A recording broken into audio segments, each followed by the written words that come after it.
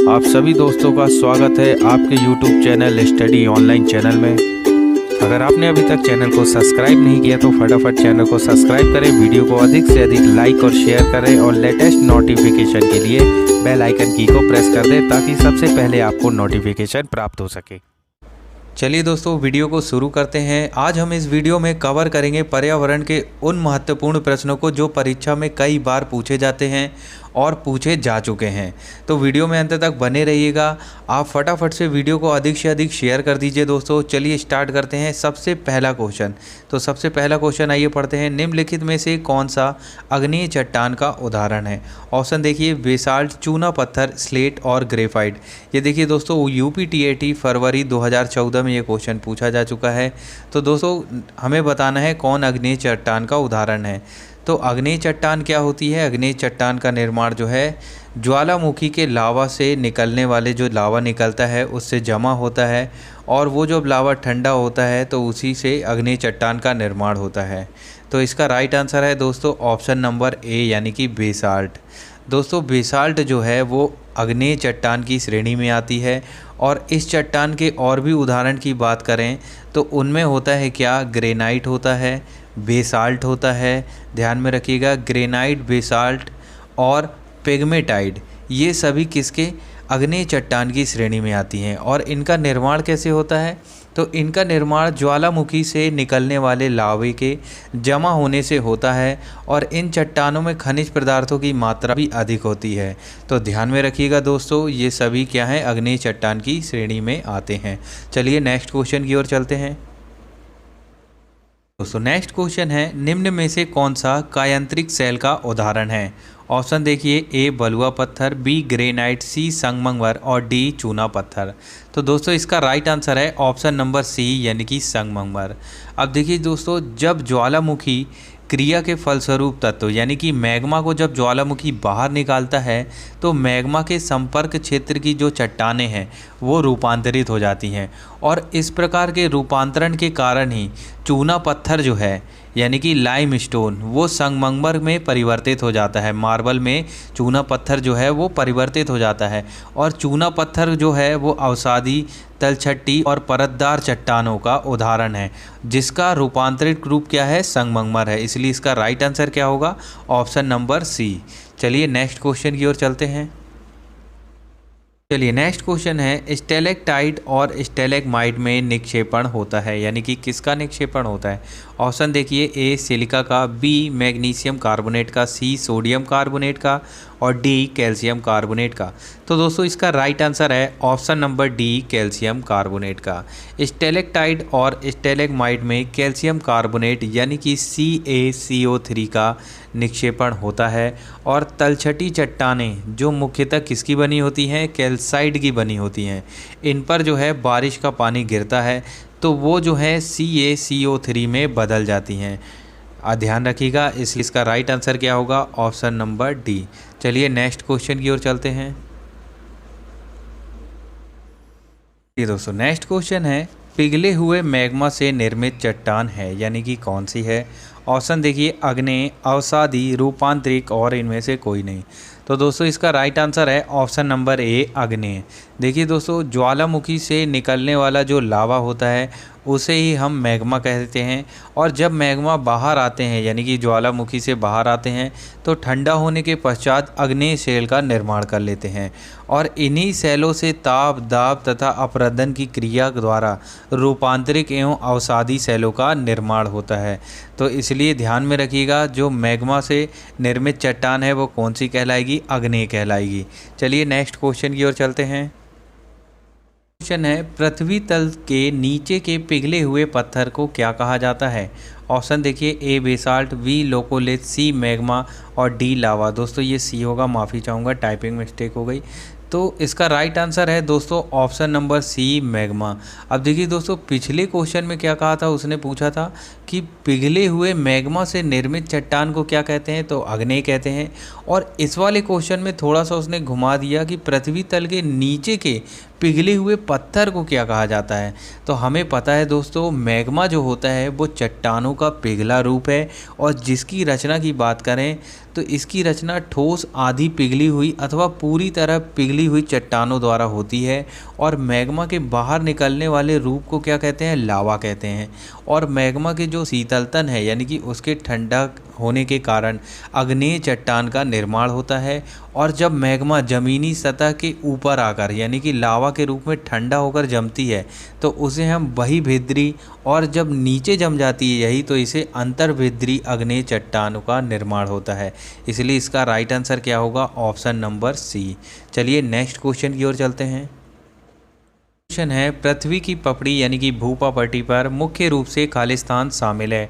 Option देखिए, ए manganese, B bauxite, सी silica और D iron. तो दोस्तों इसका राइट आंसर है ऑप्शन नंबर सी सिलिका। अब देखिए दोस्तों, ये पृथ्वी की भूपट्टी पर मुख्य रूप से सिलिका शामिल होता है और सिलिका खनिज जो है वो सिलिकॉन प्लस ऑक्सीजन से मिलकर बना होता है। तो ध्यान में रखिएगा, इसका राइट आंसर क्या है? Option number C. चलिए नेक्स्ट क्वेश्चन की ओर चलते हैं। जियोलाइट क्या है? ऑप्शन देखिए, hydrate ferric oxide, hydrate sodium aluminium silicate, sodium hexametaphosphate, sodium tetraborate. तो दोस्तों इसका राइट आंसर है option number B, hydrate sodium aluminium silicate.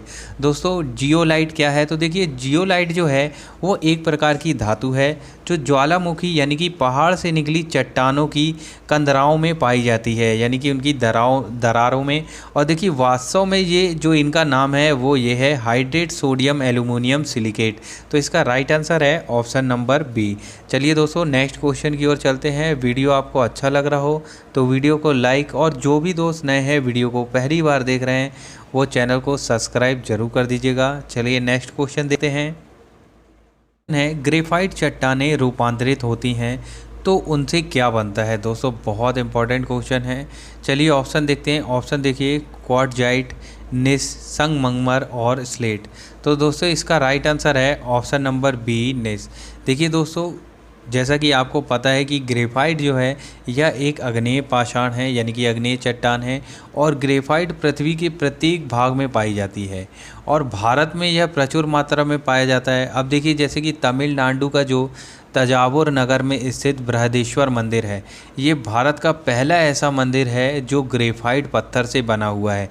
यानी देखिए पृथ्वी की सतह के नीचे जो मैग्मा हो वो ठंडा होकर क्या बनता है? ग्रेनाइट सेल निर्मित करता है, और जो कायांतरिक होकर किस में बदलता है? नीस सेलों में परिवर्तित हो जाते हैं। तो हमसे यही पूछा है कि ग्रेफाइट जो है वो कायांतरिक होकर यानी कि रूपांतरित होकर कौन सी सेलों में परिवर्तन होता है? तो उसका नीस सेलों में परिवर्तन हो जाता है। और वर्तमान में बात करें, यह प्राचीन चट्टानें हैं और अरावली सेल तंत्र आदि में पाए जाते हैं। वर्तमान समय में ये अरावली सेल तंत्रों में पाए जाते हैं। अरावली पर्वत कहाँ है? तो माउंट आबू शिखर राजस्थान में, ध्यान में रखिएगा। चलिए और देखते हैं कि और भी जो चट्टानें हैं, आग्नेय चट्टानें हो गई, उनका रूपांतरण किस में होता है, यानी कि उनका जब रूपांतरण होता है तो वो किस किस में होता है। तो देखिए यहाँ पे जो ग्रेनाइट है यानी कि आग्नेय चट्टानों की हम बात करते हैं परिवर्तन रूप में, तो जो ग्रेनाइट है वो ग्रेनाइट नीस में परिवर्तन होता है। साइनाइड का साइनाइड नीस में, ग्रेवो का ग्रोबोनीस यानी कि सरपेटाइन में, और बेसाल्ट जो होता है वो स्लेट में परिवर्तन होता है। रायोलाइट का हल्का सेस्ट में, और बिटुनुमस कोयला यानी कि ग्रेफाइट में उसका परिवर्तन होता है। अब देखिए ये आग्नेय की बात हो गई। अब उसी प्रकार अवसादी चट्टानों का परिवर्तित रूप देखिए, तो ये देखिए संपीड का होता है संपीड सिस्टम में, बलुआ पत्थर होता है क्वार्टजाइट में, सेल होता है स्लेट अथवा अभ्रक सिस्टम में, चूने का पत्थर संगमरमर में परिवर्तन हो जाता है, लिग्नानाइट का एंथ्रोसाइट कोयला में, और कोयला देखिए ग्रेफाइट में परिवर्तन हो जाता है। तो इसको ध्यान से देखिएगा दोस्तों, समझ लीजिए। चलिए नेक्स्ट क्वेश्चन की ओर चलते हैं। नेक्स्ट क्वेश्चन है वेरी इजी क्वेश्चन। निम्नलिखित में से कौन सा आग्नेय शेल नहीं है? ऑप्शन देखिए, ए डोलोमाइट, बी ग्रेनाइट, सी ग्रोवो और डी बेसाल्ट। तो दोस्तों ये तो नहीं हो सकता, आपको पता है, बेसाल्ट भी नहीं हो सकता, बता चुका हूँ। इनमें और इनमें कन्फ्यूजन है। तो देखिए दोस्तों इसका राइट आंसर है ऑप्शन नंबर ए यानी कि डोलोमाइट। डोलोमाइट किसका? बॉक्साइट का अयस्क है। और देखिए ग्रोवो जो है, ग्रेवो, ये भी किसकी श्रेणी में आते हैं, तो ये भी आग्नेय शिल की श्रेणी में आते हैं। और डोलोमाइट जो है वो आग्नेय शिल की श्रेणी में नहीं आता, बल्कि ये अवसादी सेल है। ध्यान में रखिएगा, ये कौन सा सेल कहलाता है, तो ये अवसादी सेल है। और ये जो है ये चट्टानों के चूर्ण के अवसाद के रूप में जमा होकर परतों में बदल जाने के फलस्वरूप इन सेलों का निर्माण होता है। और अधिकतम जीवाश्म एवं खनिज जो हैं वो, यानी कि बात करें हम तेल की, तो इसी प्रकार की सेलों में हमें तेल पाया जाता है, यानी कि पेट्रोल की बात कर रहे हैं हम। और अन्य सेलें जैसे कि देखिए ये ग्रेनाइट, ग्रेवो और बेसाल्ट, ये कौन सी हैं, तो ये आग्नेय सेल हैं। ध्यान में रखिएगा, ये कौन सी सेल हैं, तो ये आग्नेय सेल हैं। और अवसादी में कौन सा आता है, डोलोमाइट। और डोलोमाइट किसका अयस्क है, ये भी क्वेश्चन पूछा जाता है, तो ध्यान में रखिएगा डोलोमाइट जो है वो बॉक्साइट का अयस्क है। चलिए दोस्तों, आई होप आपको ये वीडियो अच्छा लग रहा होगा। अगर वीडियो अच्छा लग रहा तो वीडियो को लाइक, और जो भी दोस्त नए हैं जिन्होंने अभी तक चैनल को सब्सक्राइब नहीं किया वो जल्दी से चैनल को सब्सक्राइब जरूर कर दीजिए। चलिए नेक्स्ट क्वेश्चन देखते हैं। ठंडे होकर घनीभूत हो जाने पर किस प्रकार की सेलों का निर्माण होता है। ऑप्शन देखिए, कांतरिक सेल, आग्नेय सेल, अवसादी सेल और हैलाइट सेल। दोस्तों बहुत इजी क्वेश्चन है, बस वो हमको घुमा फिरा के ये पूछ रहा है। तो दोस्तों आपको पता होगा इसका राइट आंसर है ऑप्शन नंबर बी, आग्नेय सेल। जैसा कि आप जानते हैं कि मैग्मा जो है वो ज्वालामुखी से निकलता है, और मैग्मा यानी कि लावा के ठंडे होने पे ही हमें आग्नेय सेल जो है वो प्राप्त होती है। और आग्नेय सेल किस फॉर्म में प्राप्त होती है, तो ध्यान में रखिएगा ये जो सेल है ये होती है रवेदार, यानी कि रवेदार चट्टान के रूप में ये हमें प्राप्त होती है। और इस कारण से ही इसे हम क्या बोलते हैं, इसको हम बोलते हैं प्राथमिक सेल भी कहा जाता है। यानी कि प्राथमिक चट्टान किसे कहा जाता है, तो वो आग्नेय चट्टान को ही कहा जाता है। क्यों कहा जाता है, क्योंकि इन्हीं से अवसादी व रूपांतरित चट्टान निर्मित होती हैं, इसलिए इस सेल को प्राथमिक सेल भी कहा जाता है, यानी कि प्राथमिक चट्टान। चलिए नेक्स्ट क्वेश्चन की ओर चलते हैं। दोस्तों नेक्स्ट क्वेश्चन है वेरी इजी क्वेश्चन और वेरी इंपॉर्टेंट क्वेश्चन, कई बार परीक्षा में पूछा जा चुका है, चाहे वो रेलवे हो, एसएससी हो, एमपी पुलिस हो, एमपी एसआई हो या एमपी टीईटी हो। तो ध्यान में रखिएगा, भूकंप किससे मापा जाता है। ऑप्शन देखिए, बोफार्ट पैमाने में, डेसिबल में, रिएक्टर पैमाने में और न्यूटन में। तो देखिए दोस्तों इसका राइट आंसर है ऑप्शन नंबर सी, रिएक्टर पैमाने में। भूकंप की तीव्रता को मापने के लिए रिएक्टर पैमाने का प्रयोग किया जाता है, तथा ये रिएक्टर पैमाना जो है वो सिस्मोग्राफ यंत्र में लगा रहता है। ध्यान में रखिएगा। चलिए नेक्स्ट क्वेश्चन की ओर चलते हैं। क्वेश्चन है कौन सी प्राकृतिक आपदा नहीं है। अब देखिए दोस्तों बहुत इजी क्वेश्चन है और ऐसे क्वेश्चन भी पूछे जाते हैं। ये देखिए एचटीईटी 2015 में पूछा गया था। तो ऑप्शन देखिए, शॉर्ट सर्किट से लगी आग, भूकंप, चक्रवात और सुनामी। तो इसका राइट आंसर आप सभी को पता होगा कि शॉर्ट सर्किट से लगी आग जो है वो प्राकृतिक आपदा नहीं कहलाती, बल्कि भूकंप, चक्रवात और सुनामी ये सभी कौन सी आपदा हैं, प्राकृतिक आपदा हैं। चलिए नेक्स्ट क्वेश्चन की ओर चलते हैं। है पृथ्वी की परत की भीतर की हलचल का अध्ययन। दोस्तों यहाँ अध्ययन होगा, माफ़ी चाहूँगा टाइपिंग मिस्टेक हो गई। अध्ययन किसके द्वारा किया जाता है। ऑप्शन देखिए, ए भूविज्ञान, बी प्लेट विवर्तनिकी, ऑप्शन सी भूकंप विज्ञान, ऑप्शन डी सर्वमापलिक। तो दोस्तों इसका राइट आंसर है ऑप्शन नंबर सी, भूकंप विज्ञान।